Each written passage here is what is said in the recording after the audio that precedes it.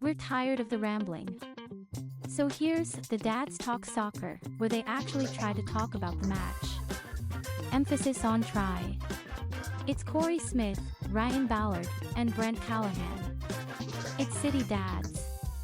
Let's pretend they know ball. You remember how mad we were when we left the stadium? Or at least I was. I was fuming. I wasn't mad. I was generally, we talked about it a lot, and I think we can get into it a little bit after the recap. That game, I thought, made glaring questions about Olaf even more so. I think that was my frustration throughout the entire game, specifically watching Watts play, and specifically seeing how much of a better option he is where he was playing. And why did we force feed Kyle Hebert to be out of position like that and make like it? And also, Hebert looks so much better playing a full 90 minutes as a center back. Weird, right? Right. But it was a I didn't expect to win the game. The fact we walked away with a point was nice. Yeah, and I guess that's you should, if you're a playoff team, you're a contender, you should expect to win every home game. But Vancouver is probably the best team in the league, definitely the best offense in the league that doesn't have Messi. They've scored more goals than anybody in the conference, right? They've scored 20, something like that. They've given up 6, I think was the number. They were, top of the West. They might still be top of the West. I didn't look, but they're a great team. They're going to be in the playoffs. They're probably playing for the MLS Shield or whatever the hell they call that, point leader. All that, like a tie is great. A tie, that's a good point, even at home. But without Nielsen playing as well. Can I ask Nielsen without Kessler, who was injured. Can I ask you to flip it around? Let's be a Whitecaps fan. You're watching. That's a great point for Whitecaps. You're watching Vancouver come in. You think they're also yes. okay with a point? Because you're okay with a point away. I mean, they traveled what? I don't know how far that is. 30,000 miles. Right. They've also played more than us, so their players are more fatigued. Okay. Like there's a lot of things. They're playing cups. They're I think still in the Champions Cup. So like this is a scenario where both teams can be okay with it. Maybe not happy, but okay. Yes. Not disappointed. No, I think they're probably both happy. Okay. And Vancouver partially will feel happy with a point because they didn't do jack shit. Like they had one half chance from. No, I shouldn't say half chance. Brian White probably should have scored that one where he turns at the top of the 18. There was the one where Lon almost got his head taken off. Mm-hmm. That was a great entry in. Lon made a great play on it. But then Brian, the White, he just skied it. He skied it. And he had space. And the other part is, it should have been a goal. Yeah. That should have been a fucking goal. That was not offsides. I watched it. Oh. Like the way, it wasn't like it just accidentally hit him. He intentionally went for the ball. He lunged at the ball. He made a considered effort to play the ball, right? Like that was the frustrating. And then watching the recap, hearing the announcers go, I don't even get why that part of the play is considered offsides. So, yeah, it sucks because anyone who's played it, I might have even said it at the game, like people who have played soccer recognize that as a goal. Like when that happens and you're playing, that's a goal. That's a goal 99 out of 100 times before video replay. And now you have video replay and now you have to make the call of like, well, was it deliberate? Also, a deliberate action is not inherently a deliberate play. That was clarified by the MLS. I don't really have any takeaway from that play. It was crazy. I don't think that's how the rule's ever been interpreted, but what can you do? Right. Certainly not the reason we lost. I mean, we didn't win that game. You had other opportunities. Sure. They really kind of dominated that game. But it's the first game that we saw like close to 50% possession. Yeah. Maybe that's it's nice to see I don't know. offense. Yeah. You mentioned the broadcasting team. We talk a lot about the broadcasting team here. My favorite part out of watching this week was the announcer calling him Benny Lunt. I loved it. I'm going to call him nothing other than Benny Lunt forever now. He's forever Benny to me. I'd never heard it before. Is that a thing? Have people called him that before? Or did I just stumble into it? Are you also going to do the Elton John voice every time you say Benny? Maybe Benny and the Lunts. I've never heard that. But It was tremendous. That was the first instance of an announcer bringing a new name to me where I'm like, all right, I'm on board. There's times where I feel like the MLS announcers are just like, no one's listening. We can say whatever we want. Yeah. They treat the broadcast like we treat the show. St. Louis went out and signed the most absurd guy you could get. Joey Zanaboni, whatever. That guy's be right. crazy. No, I think it's pretty close. What is it?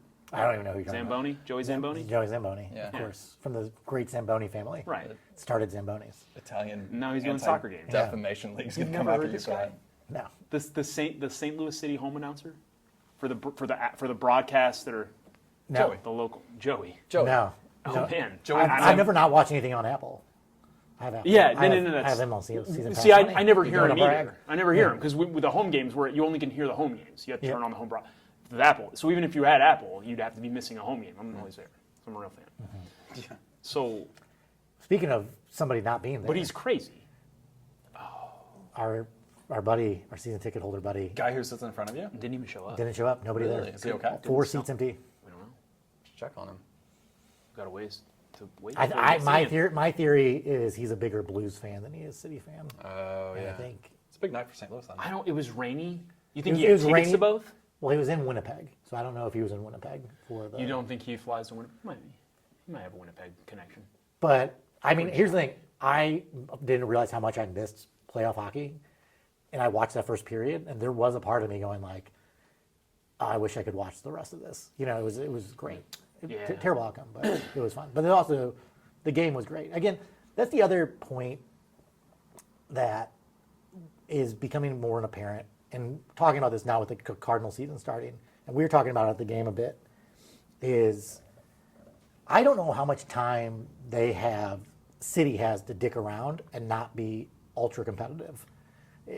The allure of this team is losing it. And as great as the fan experience is, and I love the fan experience at City Park, I fucking love it, or Energizer Park. It's so in contrast of like what the Cardinals have done. But you see when the Cardinals suck for a prolonged period of time, how many people are fair weather fans there. And we have that same thing here. There's so many fans. So if you want to continue to see Energizer Park be a sellout, the product has to get better. They also brought that up on the broadcast because I don't remember who the team was, but one of the announcers previously lived in St. Louis, and he brought up like it's a great spot to be a fan, but they expect a good product. Yeah. And eventually you're going to start to hear it. Especially how things have gone. You had, St. Louis has like this storied history with soccer, and then you're Cinderella season 1. you're even before that, like Yeah. you're gonna get a club, you're not gonna get a club. I don't know if you remember Jeff Cooper, like he was bringing a team, and then it takes us another 10 years, we finally get one. Carolyn Kindle-Betts comes and saves the day. You've got this huge fan base, everyone's just riled up for soccer. Cinderella story first year, you do everything, you set all the records, and you set the bar there, right? And you have, 30,000 people waiting for the season tickets and everything else, and then the wheels start to fall off. And very obviously, I certainly was pretty in tune to the team at that point. I did not see the Carnell firing. I thought that was pretty crazy. I think a lot of people did, but I do think it demonstrates the intention of ownership to go, that was year 2. It was a year and a half into a new team, And 18 months the team had existed, and they said it's not good enough, we're firing you. rope. Well, that's, Shortest, right? that's my question of if we're blaming on what this season has been between the gaffer and the decisions, putting the gaffer in place, right? What's the team operation? Sporting director. Is you had this roster. You intentionally brought in all these Germans. You've done all these things. And this is the coach you land on that wants to play this system where the part where you're thinnest on the team is like the most reliant part of this formation. It's wild. I don't understand it. That was the whole thing with seeing Watts and instead of Hebert. Man, it looks so much better. It looks so much better. Not that, but like when Tottenham gets healthy, they'll be even more better. And to your point, all Cory's saying is Volum's the best part of the game. Yeah. He was daddy of the match. Yes. He's probably, you take Henry Kessler out, and they do obviously very different things, but you take Kessler out, Volun's probably been the best player on the field for us. And we played 9 games in 7 games, 6 games. I mean, the guy it's unfortunate. I feel like however, 9 games into the season, that I'm looking at our new signing and going, we're wasting that talent. We're wasting that energy. We're wasting that commitment. That guy is, I haven't seen the numbers. I don't know what he's running, but he's carrying whatever side of the field he lines up on. And it's apparent. It's the only, wherever Valen is playing is the only side of the field. Valen and Hartel are really the only side of the field that we have any dangerous service coming from. It's been the left. It's been left notoriously. And I don't know if you, like the post game, I watched some of the post game presser, and Olaf tried to get Hartel to drift a little more right over on the right side that game. I don't know how effective that really was, but he's very obviously cognizant of trying to balance the team, balance the attack. But it's everything's going through Ballard right now. Yeah. Which sucks because if you move him, he's irreplaceable. I'd love to see him in the midfield because I'd love to see Valen play that Durkin role of like the leash is off, go find the ball, go find the space, and do what you need to do. Like we'll cover your man, we'll cover your defense if you're out of shape, whatever. I'd love to see that, but you can't move him because you don't have a wing back. You don't have a wide player in midfield.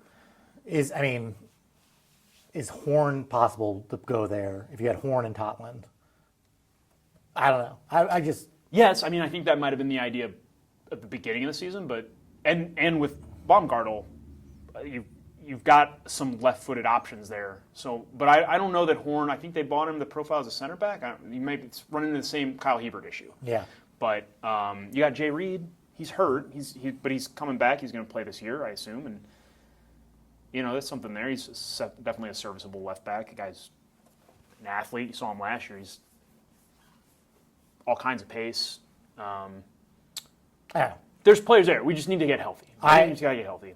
To the original point, whatever, 20 minutes ago? We'll cut it. We'll figure it out. All of this is unusable. Yeah. Unusable. I stopped What, are we listening talking about soccer on a soccer Immediately podcast? after I asked the question. It was a better result. I mean, obviously a better result. Still can't win games if you're not scoring goals. Brent's point. Yeah. Right. Soccer expert. It's fair. Enough soccer talk? We can stop for a little bit. I had a Pavlovian response as you were talking there because you said horn for Hebert, right? Something like that. Talking about guys' horns. I immediately wanted to ask, will Horn kick it out of bounds? And I realized, so I'm new, clearly. I'm starting to learn. I found myself this week, not that this matters to anybody, watching off the ball, like watching the play develop off the ball, which kind of I realized it at the moment. I was like, oh, this is fun. I enjoy this. But I'm also starting to recognize the players because I'm deathly afraid you guys are going to do that stupid fucking fit check game and embarrass me. So I'm trying to learn the players.